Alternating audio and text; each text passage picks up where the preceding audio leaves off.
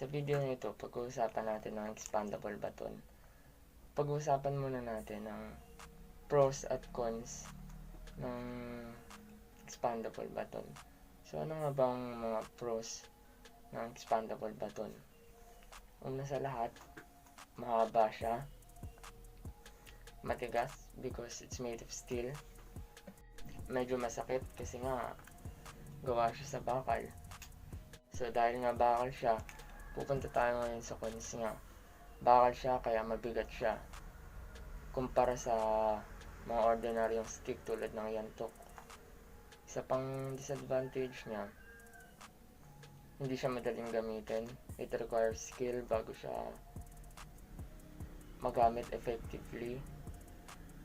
Isa pang cons niya, hindi siya madaling i-deploy.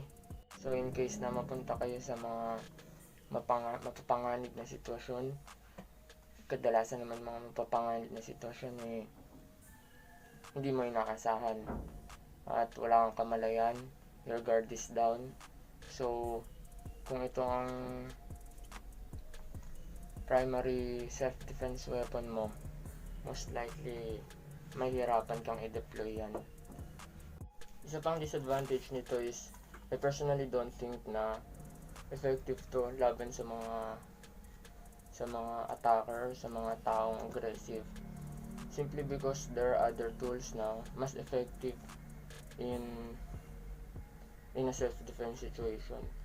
So for me, I personally won't use this in a self-defense situation. So kaya dahil dapat nyo nang idagdag sa everyday carrying yung expandable baton ay dahil effective siya sa mga aso, lalong lalo na dito sa mga Pilipinas kung saan kalat ang mga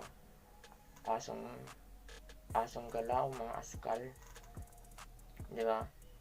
Kung sa pagko-commute mo ay part nun ay paglalakad sa mga liblib na lugar ng mga maraming aso, sa mga maasong lugar, magandang effective tool itong expandable baton laban sa maraming mga aso, lalong lalo na if mga askal lang naman, hindi naman sila pure breed na aso na mga aggressive, di ba?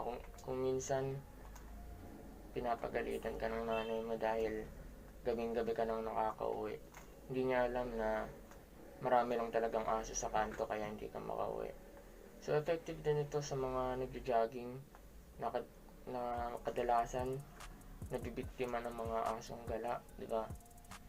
Nagpayapa kang nagpapapaya tapos may bigla na lang kakawal sa'yo, minsan may bigla pang habol sa'yo. So magandang tool to para maiiwasan mo yung mga sitwasyon kung saan aatakihin ka ng mga aso. Minsan hindi lang isa, minsan marami pa sila. Pero once na nakita na nila yung buong haba nung baton na to, most likely aatras naman sila. Lalong lalo na yung iba kasi sanay na rin sa palo ng ibang mga jogger. So once nakita sila ng stick na mahaba, automatic sa kanila na it tells them danger. So when it comes to self-defense, gamit itong expandable baton, most people think about self-defense sa tao. Pero in my opinion, I don't find it useful or effective laban sa mga aggressive na tao. Pero kung wala ka ng choice, kundi ito lang, it's better than nothing, di ba?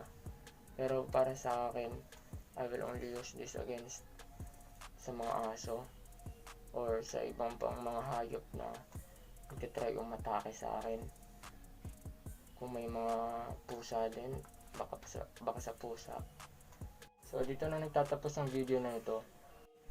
So palike and subscribe naman kung ayaw nyo paghahampasin ko kayo ng baton. On nyo na rin yung notification bell para nanonotify kayo kagad kapag may bago tayong content. Open to suggestion ako sa mga pwede natin pag-usapan about sa mga knives, weapons, self-defense. So So, comment nyo lang kung may mga gusto kayong i-review, may mga gusto kayong pag-usapan, at